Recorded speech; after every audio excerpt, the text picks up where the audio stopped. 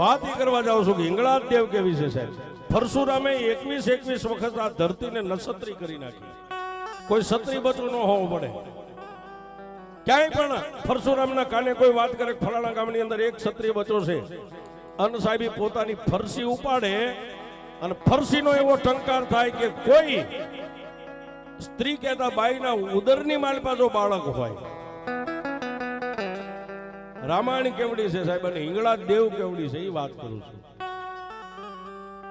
પરશુરામને કોઈ એમ કે બાપજી અહીંથી 25 ગાવ 2 ક્ષત્રિય એટલે રાજપૂત ક્ષત્રિય બચાશે અને પરશુરામને ખબર પડે નહીં, ખાલી આમ ફરસી ઉપાડીને પોતાના કાંધે મેકે ને સાહેબ, એનો ટંકાર એવડો થાય કોઈ ક્ષત્રિય બાઈના ઉદર કહેતા પેટની માલપા બાળક હોય એનો ખાલી ટંકાર સાંભળીને બાઈના પેટમાં બાળક મૃત્યુ પામી જાય.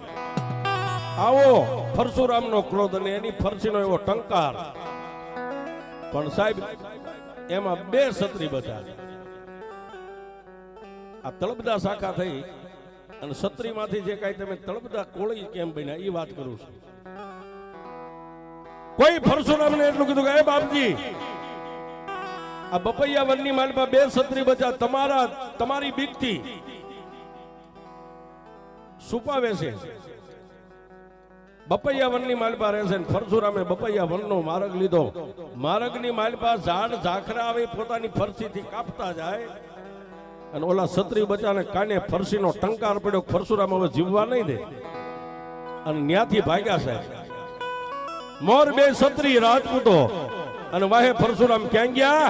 કરાચીના કોઠે મારી હિંગળાજ જ્યાં હુતી હતી ન્યા પહોંચી ગયા છે. જય જય 2 ક્ષત્રિય બચાય એટલું કીધું કે એ